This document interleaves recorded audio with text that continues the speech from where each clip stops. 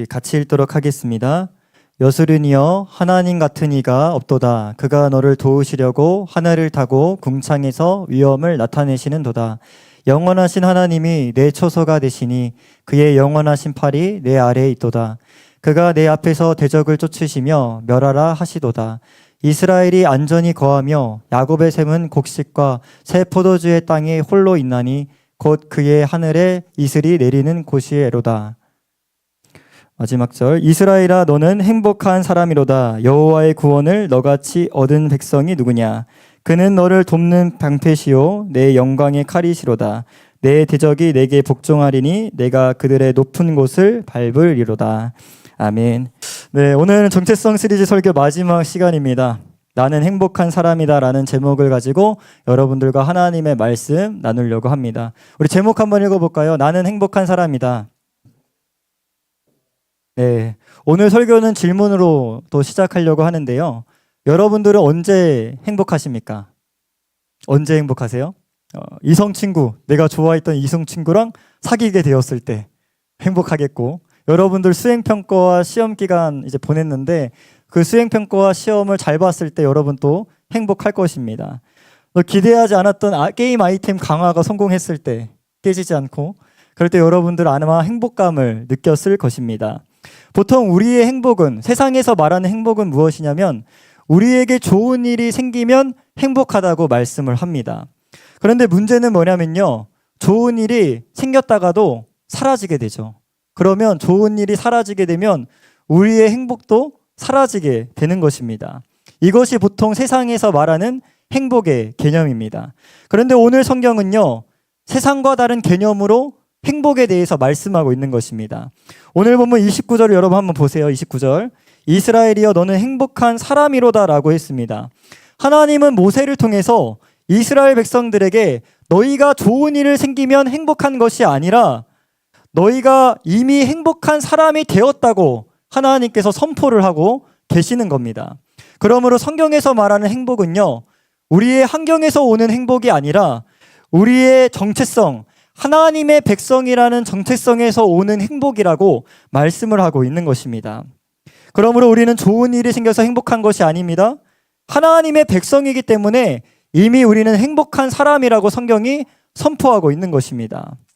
여러분, 모세가 이 말씀을 전할 당시에 이스라엘 백성들의 상황은 그다지 좋지 못했습니다. 이스라엘 백성들은 가데스 바네아라는 지역에서 하나님이 약속하신 땅을 악평했어요. 야, 그 땅은 거주민을 삼키는 땅이다. 우리가 갔다가는 밥이 되겠다. 이야기를 합니다. 그러자 하나님께서 며칠 거리면 들어갈 수 있는 가나안 땅을 들어가지 못하게 하시고 40년 동안 이스라엘 백성들을 광야에서 방황하게 만드십니다. 그리고 지금 40년이 지나 가나안 땅을 앞에 두고 모세를 통해서 하나님 말씀하시는 거예요. 뭐라고 말씀하신다고? 너는 행복한 사람이다 라고 말씀을 하는 겁니다. 여러분, 세상적으로 볼 때요, 이스라엘 백성들 행복한 사람입니까? 제가 뭐라고 적었냐면 행복한 사람이래라 고생한 사람이다. 40년 동안 방황하고 남들 다 있는 내 아파트 집도 없고 나는 빈 털털이야. 그런 상황이 지금 이스라엘 백성들이었단 말이야. 근데 하나님은 그 모든 세상적인 조건들을 보지 아니하시고 내 집도 없는 이스라엘 백성들에게 뭐라고 하냐면 너는 이미 행복한 사람이다 라고 말씀을 하고 있는 것입니다. 저는 여러분들이 교회를 다니면서 또 하나님을 믿으면서 행복에 대한 기준이 세상의 기준에서 성경적인 기준으로 바뀌게 되기를 주님의 이름으로 축복합니다. 하나님을 믿는 우리는요, 무엇을 가졌기 때문에 행복한 것이 아니라 내가 하나님께 속했기 때문에 나는 행복한 사람이라고 고백할 수 있는 사람이, 저는 하나님의 사람이라는 생각이 들었습니다. 우리는 성경 곳곳을 보면서 성경이 이 진리에 대해서 분명히 말씀하고 있다는 사실을 우리가 살펴볼 텐데요. 먼저는 우리가 창세기 12장으로 갈 겁니다. 창세기 12장에 보면 아브라함이라는 사람이 등장해요. 이 아브라함은요, 75세 때까지 하나님을 믿지 않았던 사람입니다. 75년 동안 우상의 신상을 만들면서 생계를 이어왔던 사람이에요. 근데 75년 만에 하나님이 이 아브라함에게 나타나신 거야. 나타나셔서 하신 말씀이 오늘 창세기 12장 1절부터 4절까지 말씀인데 우리 여러분들의 목소리로 한번 읽겠습니다. 시작.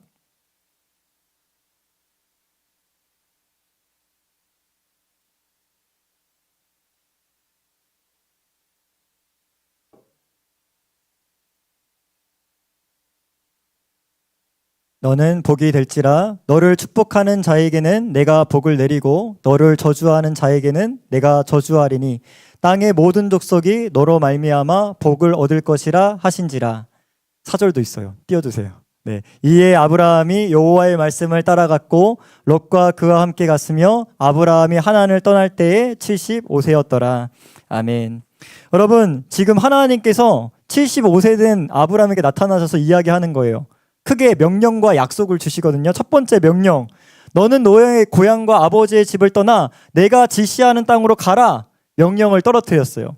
그 다음에 그 명령에 이어서 너가 그렇게 하나님의 말씀을 따라 이제 가나안 땅, 약속의 땅으로 가게 되면 내가 이런 약속을 줄 거야 라고 얘기를 하시는데, 내가 너로 큰 민족을 이루고 내게 복을 주어 내 이름을 창대하게 하리니 너는 복이 될 거라 라고 약속을 주십니다. 여러분, 이 하나님의 약속을 잘 살펴보면요, 성경의 진리를 발견할 수 있게 되는 거예요. 하나님은 아브라함이 하나님의 말씀만 따라가기만 하면 아브라함에게 복을 줄 텐데 아브라함 그 자체가 복이 되겠다라고 말씀하고 있는 것입니다. 그러므로 여러분, 성경에서 말하는 행복은요, 우리가 말씀을 따라갈 때 주어지는 것이고 동시에 내가 무엇을 받아서 행복한 것이 아니라 나 그 자체를 뭐가 되게 하겠대? 복이 되게 하겠다고 하나님이 약속하고 있는 것입니다. 저에게는 김예진이라는 제자가 있습니다. 거의 저랑 신앙생활을 10년 동안 이어오고 있는데요. 제가 연무중학교에서 4년 동안 사역할 때 만났던 제자입니다. 최근에 남자친구를 데리고 와가지고 제가 대전역에서 밥을 사 먹였는데, 그 친구는요, 부모님이 교회 안 다녔어요. 부모님이 신앙생활을 안 하는데 혼자 전도돼가지고 수련회 때 은혜 받은 거야. 그때부터 신앙생활을 해서 혼자 중고등부 회장을 다 해먹었어. 다 해먹고 그렇게 지냈는데 정말 신앙생활 잘하는 친구였습니다. 걱정은 됐어요. 대학교 갈 때도 그 신앙을 지킬 수 있을까? 근데 감사하게도 신앙을 잘 지켰습니다. 서원대학교에 가서 CCC에 들어가가지고 그 CCC 언니들과 함께 학사 생활을 했어요. 그 친구가 가끔 이렇게 인스타에 자기의 학사 생활을 이렇게 스토리에 올리거든요. 제가 그걸 맨날 염탐을 했습니다. 이렇게 보는데 그 친구가 어떤 SNS에 사진을 올렸냐면 자기 학사 문 앞에 자기 그 호실 이름을 만든 거야. 자기들끼리. 뭐라고 만든 줄 알아, 얘들아? 복덩어리네라고 해서 편말을 이렇게 문 앞에 붙여놓은 거야. 내가 그 SNS를 보고 은혜를 받았어. 아, 맞아. 예수 믿는 우리 그 자체가 복덩어리구나. 여러분, 오늘 집에 가서 여러분 방문 앞에 뭘 붙여야 될까요? 복덩어리를 붙여놓으세요. 복덩어리 방. 우리 인찬이도 복덩어리 방 이렇게 붙여놓으라고. 이게 우리의 정체성이라는 생각이 들었어.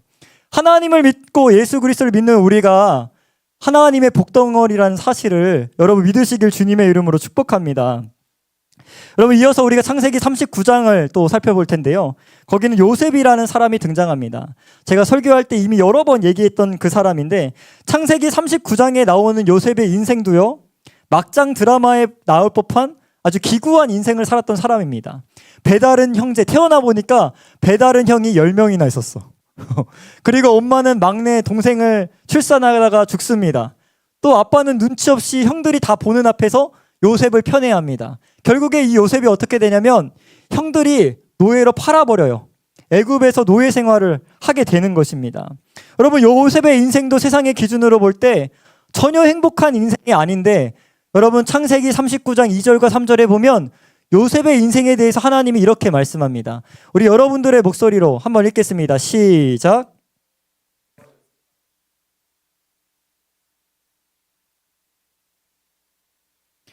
그의 주인이 여호와께서 그와 함께 하심을 보며 또 여호와께서 그의 범사에 형통하심을 보았더라. 아멘. 여러분, 애굽에서 노예 생활을 하고 있던 요셉은요, 결코 형통한 삶이 아니었습니다. 힘들었습니다. 어려웠습니다. 그런데 오늘 성경에서는 뭐라고 얘기하냐면, 요셉, 너의 인생은 형통하다라고 말씀하고 있는 거예요. 여러분, 여기서 형통은요, 앞길이 뻥 뚫린 상태를 이야기해요. 여러분, 근데 요셉의 삶은요, 세상적으로 볼 때 앞길이 다 막혀 있는 상태처럼 보여요. 근데 하나님의 눈으로 보면 뻥 뚫려 있다는 거야. 근데 그 이유에 대해서 설명을 하죠. 왜 그렇습니까? 하나님이 너와 함께 하시기 때문에, 너로 인해서 너가 있는 모든 주변 지역이 복을 받기 때문에 너는 앞길이 뻥 뚫린 인생이다 라고 요셉에게 하나님이 말씀하고 있는 것입니다. 여러분 그러니 믿으시기 바랍니다. 하나님을 믿는 백성은요, 앞길이 막힌 상황 가운데서도 앞길이 뻥 뚫린 상황이라는 것을 믿으시기 바랍니다. 왜? 하나님이 나와 함께 하시고 하나님이 나에게 복을 주시기 때문에 내 모든 상황도 결국에 복이 넘쳐 흐를 수밖에 없는 상황이 되는 것입니다. 여러분 세상의 행복은요, 나에게만 집중을 합니다. 내가 잘 되는 거, 내가 잘 먹고 잘 사는 거에만 집중을 해요. 그런데 성경에서의 행복은요, 하나님 덕분에 하나님의 복을 얻은 나 때문에 내 주변 모든 지역이 하나님의 복을 누리게 되는 거예요. 제가 그림을 하나 가져왔는데요. 여러분 텀블러가 있잖아요. 그 텀블러에 계속 물을 부으게 되면 그 물이 넘쳐 흐르게 되죠. 저는 하나님의 복이 이와 같다는 생각이 들었어요. 하나님의 복이 우리에게 너무나 커서 우리 안에 부어지기만 하면 우리 안에 넘쳐 흐르는 거야. 내 가정이 잘 되고 내 시댁이 잘 되고 내 학교가 잘 되고 내 학원이 잘 되고 내 친구가 잘 되는 역사를 우리가 보게 되는 것입니다. 여러분 요셉의 인생을 한번 생각해 보세요. 요셉이 애굽 사람의 집에서 노예 생활을 할 때 집사 역할을 했거든요. 여러분 성경에 보면 요셉 때문에 그 집이 잘 됐다는 이야기가 나옵니다. 또 감옥에 갔어, 억울하게. 근데 그 감옥에 가서도 그 요셉 때문에 어떤 한 사람은 직분을 되찾고 그 감옥이 평안했다고 성경은 말씀하고 있는 거예요. 여러분 여러분들이 좀 이런 소망을 가졌으면 좋겠어. 하나님을 믿는 나 때문에 내가 있는 모든 곳에 하나님의 복이 흘러가게 해달라는 그 소망이 저와 여러분들에게 있기를 소망합니다. 그래서요 저는요 제가 가는 곳마다 그곳이 더 좋아진다는 확신을 가지고 삽니다. 교회도 마찬가지야. 내가 교회를 왔다 갔다 한 것만 생각하면 6군데가 넘더라고. 내가 가는 곳마다 내가 처음으로 듣는 얘기가 뭔 줄 알아? 아, 목사님 오시고 교회가 더 좋아졌어요. 목사님 전에 오셨으면 더 힘드셨을 텐데 목사님 오실 쯤 되니까 교회가 좋아졌어요 라는 얘기를 난 듣습니다. 근데 나는 그렇게 믿어. 누가 뭐라고 해도 내가 있는 지역이 나로 하여금 복을 받게 되는 거구나. 저는 여러분들이 그런 좀 확신과 자존감을 갖고 생활했으면 좋겠어. 나를 만나는 친구 우연히 만난 거 아니야. 하나님이 붙여주신 거거든. 그 친구가 나로 하여금 복을 받도록 하나님을 믿도록 하는 저와 여러분들이 되기를 주님의 이름으로 축복합니다. 여러분 이번에 시편 1편으로 가볼 텐데요. 우리 시편 1편은요. 어떤 사람이 행복한 사람인지 복 있는 사람인지에 대해서 말씀하고 있습니다. 우리 시편 1편 1절부터 3절을 여러분들의 목소리로 잠을 깰 심정으로 여러분 눈을 뜨고 같이 한번 읽겠습니다. 시작.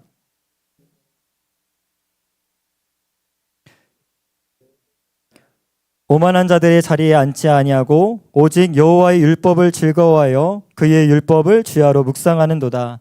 그는 시냇가에 심은 나무가 철을 따라 열매를 맺으며 그 잎사귀가 마르지 아니함 같으니 그가 하는 모든 일이 다 형통하리로다. 아멘.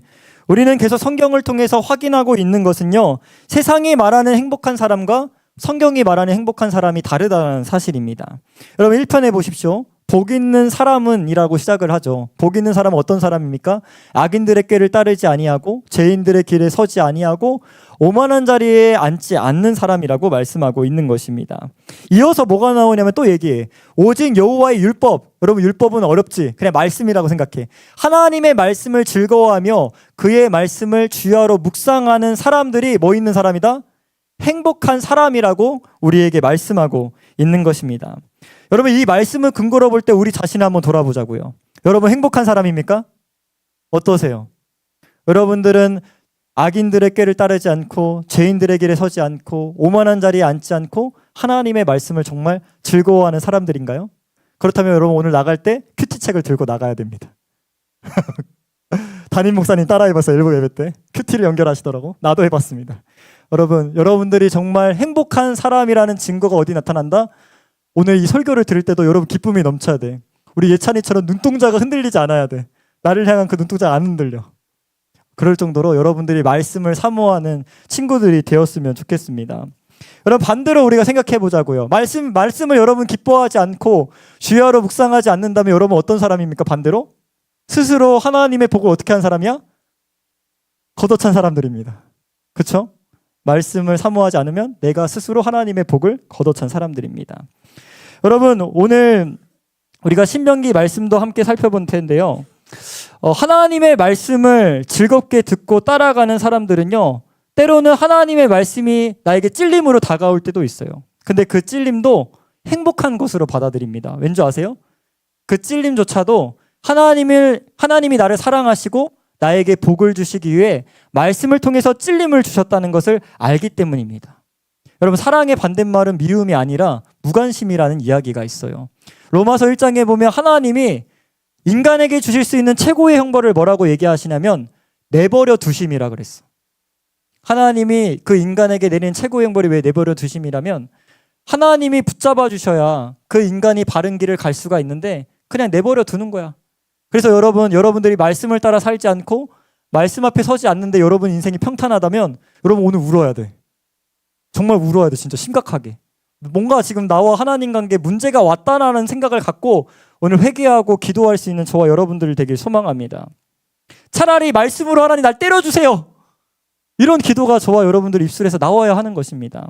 여러분, 사람 관계 안에서도 대화가 없으면요, 같이 살아도 남이 되는 거예요. 그렇죠. 집안에 있어도 내 남편이 내 친구 또 내 동생과 말이 없다면 여러분 남이나 다를 바가 없는 거예요. 옛날 개그 프로그램 중에 여러분 아무도 모르겠지만 대화가 필요해라는 개그 프로그램이 있어요. 여러분 정말 대화가 없는 가정을 풍자해가지고 이제 코미디언들이 그 코미디를 했던 것인데, 여러분 저는 요즘의 가정들이 그렇다는 생각이 좀 들었어요.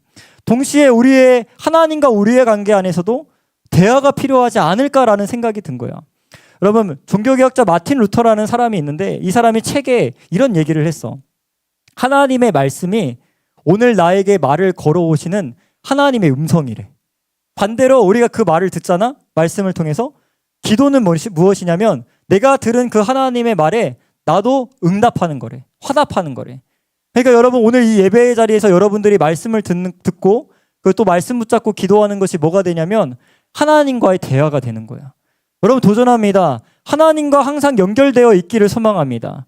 하나님과 연결된 사람이 복 있는 사람이라고 말씀하는 거예요. 여러분 시편 1편 3절을 보세요. 나무가 시냇가에 심겨졌을 때 철을 따라 열매를 맺고 그 잎사귀가 마르지 않으며 그가 하는 모든 일이 형통할 것이라고 말씀하고 있는 거예요. 여러분 시냇가에 심긴 나무가 시냇가에 연결되어 있는 것처럼 우리가 하나님께 연결되어 있을 때 우리의 삶에 30배, 60배, 100배의 말씀의 결실이 맺게 되는 것임을 여러분 기억하시길 바랍니다. 여러분 예레미야에 보면 이스라엘 백성들의 죄를 지적하는 장면이 나오거든요. 하나님이 어떻게 죄를 지적하시냐면 너희가 하나님이라는 멈추지 않는 웅덩이를 포기하고 다른 것들을 찾고 있구나. 그게 너희의 죄다. 이야기를 하고 있습니다. 여러분 도전합니다. 하나님이 여러분들의 행복의 근원이라는 것을 믿고 하나님께 뿌리 내리고 하나님과 연결될 수 있는 저와 여러분들 되기를 소망합니다. 그래서 여러분 찬송가 1장에 보면 무슨 찬양이 나오는 줄 아세요? 만복의 근원이신 하나님이 첫 찬송가입니다. 하나님이 우리의 행복의 근원이라는 거야. 오늘 그 사실을 믿고 돌아가는 저와 여러분들 되길 소망합니다. 이제 다시 오늘 우리가 처음 읽었던 신명기 33장의 말씀으로 돌아갈 텐데요. 세상을 이길 변변한 무기도 없었고 남들 다 있는 내 집도 없었던 이스라엘 백성들에게 하나님은 행복한 사람이라고 이야기를 했습니다. 제가 이 말씀을 읽으면서 하나님은 이스라엘 백성들에게 일종의 정신승리를 시키는 것일까? 라는 생각이 들었는데 그게 아니라는 깨달음을 얻었습니다. 하나님이 이스라엘 백성들에게 야, 너는 행복한 사람이야 라고 말했던 것은요, 내가 너를 행복한 사람으로 만들어 줄게라는 약속이 그 선포에 담겨져 있다는 것을 제가 깨닫게 되었습니다. 우리 신명기 33장 27절과 28절을 다시 한번 읽어볼까요? 여러분들의 목소리로 읽겠습니다. 시작.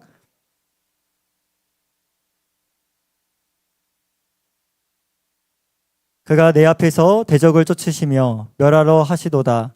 이스라엘이 안전히 거하며 야곱의 샘은 곡식과 새 포도주의 땅에 홀로 있나니 곧 그의 하늘이 이슬을 내리는 곳에로다. 아멘. 여러분 이 두 구절에는요, 이스라엘 향한 하나님의 여러 가지 복들이 담겨 있는 거예요. 내가 영원하신 팔로 너를 붙잡아주고 내가 너의 초소가 되며 너를 보호해주고 도와주고 또 심지어 곡식과 포도주가 넘치게 하겠다. 복 있는 사람이 되게 만들어주겠다. 하나님이 약속을 하고 계시는 것입니다. 여러분 하나님이 여러분들 삶에 그런 복을 주시기 원하신다는 것을 여러분 믿으시기 바랍니다. 하나님은요, 끊임없이 우리를 행복한 사람으로 만들기 위해서 오늘도 자신의 열심을 다하고 계시는 줄 우리가 믿어야 하는 것입니다. 그래서 여러분, 우리가 인생을 살 때요, 염려할 필요가 없는 것입니다. 걱정할 필요가 없는 것입니다. 왜입니까? 하나님이 우리를 행복한 사람으로 만들기 위해서 오늘도 열심을 다하고 있다는 사실이 성경에 적혀 있기 때문입니다. 우리가 이 성경의 말씀을 붙잡는다면 우리는 결코 인생 앞에서 흔들리지 않게 되는 것입니다. 그저 하나님과 함께 걷기만 하면 되는 것입니다. 여러분, 설교를 하면 느끼게 되는 것인데요, 성경 말씀을 하면 점점점 잠에 빠지게 된다는 거예요. 너무 신기해. 그래서 딴 얘기를 해야 돼. 저도 이 말씀을, 행복한 사람이라는 말씀을 묵상하면서 저의 삶을 돌아보게 됐어요. 정말 나는 행복한 사람이었는가 돌아보게 됐어요. 제가 이제 군대 딱 전역하고 1억 5천의 빚을 지고 이제 주 60시간씩 300도가 넘는 하덕 피자 그 집에서 피자를 구우면서 알바를 하고 있었습니다. 여러분, 하루하루 정말 힘들었거든요. 빚 독촉 전화가 와요. 아버지한테 와야 할 독촉 전화가 나한테 옵니다.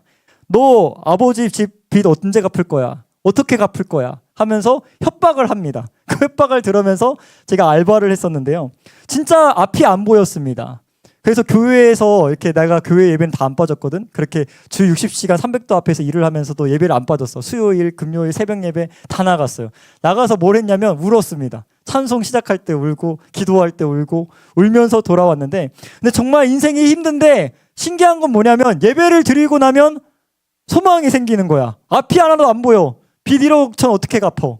그랬는데도 나한테 소망이 생기고, 하나님이 내 인생 책임져 주신다며. 믿자. 확신하자. 그러면서 하루하루 살아냈습니다. 근데 놀랍게도요, 여러분들처럼 저도 부동산의 부자 하나도 몰랐거든요. 은행 경매에 집이 들어가기 전에 제가 모든 부동산 한 20곳을 찾아다니면서 집을 결국에 팔아버렸어요. 팔아버리고 500만 원 남기고 빚을 싹 갚았습니다. 그리고 상계동에 새우잠 잘 수 있는 집으로 이사를 했는데요. 여러분, 그렇게 시간이 지나서 전 신학교에 왔고요, 여전히 돈이 없었습니다. 신학생 2학년 때 돈이 없는데 제 안에 무슨 확신이 있었냐면, 나 결혼해야겠다, 믿음의 가정 세워야겠다 확신이 들었어요.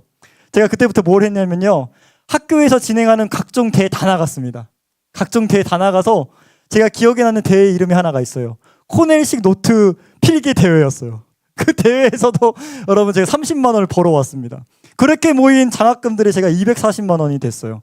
그래서 그 돈으로 스드메, 스튜디오, 메이크업 해서 처리하고, 또 아내에게 그동안 나랑 결혼할 거면 통장 만들어 해서 모은 돈으로 제가 결혼을 하게 됐습니다. 여러분, 또 결혼을 했어. 학비가 없어. 이제 학비가 없는 상황에서 또 뭘 했냐, 제가 도서관에만 있었어요. 사역도 사역이고 또 교회면 교회고 다 하면서 나머지 시간은 도서관에만 박혀 있었습니다. 저는 제 자신이 머리가 똑똑하지 않다는 걸 알거든요. 제가 어떻게 알았냐면요, 제가 일주일 동안 죽어라 공부했던 걸요, 제 옆에 있는 친구가 하루 공부하고 똑같은 성적이 나오더라고요. 제가 그걸 보면서 세상에는 천재가 많구나, 나는 노력파구나라는 것을 알게 됐어요. 도서관에서 정말 헛구역질하면서 공부한 결과 저 지금까지 한 번도 학비를 낸 적이 없습니다. 대학원 박사도 학비를 안 내고 다니고 있어요. 하나님께서 까마귀를 주셔가지고 학비도 내주시는 것을 경험하게 되는 거예요. 여러분, 제가 경험했던 이 하나님은요, 저는 여러분들의 하나님이라고 믿습니다. 여러분, 세상에서 뭐 돈 없어서 공부 못한다 이런 얘기 할 필요가 없어요. 하나님이 나의 아버지 되시는지, 하나님 나 책임져 주세요.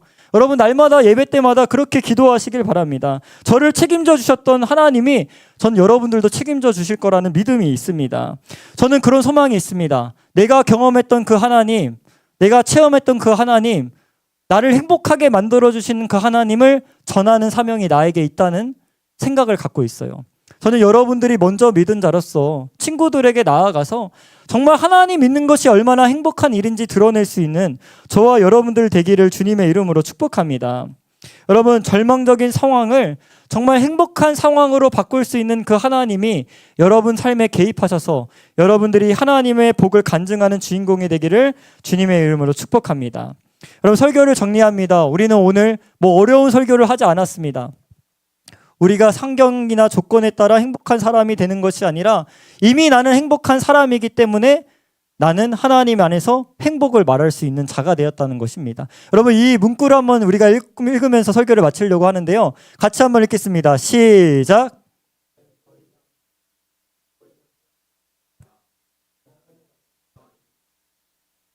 아멘. 여러분, 우리가 한 달 동안 말씀 안에서 우리를 찾자 이거 했잖아요. 이제 우리가 다시 한번 오늘 말씀의 뿌리를 내리고 나의 정체성을 고백할 겁니다. 하나님, 나는 이미 하나님 안에서 행복한 사람입니다. 이 고백이 오늘 기도할 때 여러분 입술에서 터져 나오기를 주님의 이름으로 축복합니다.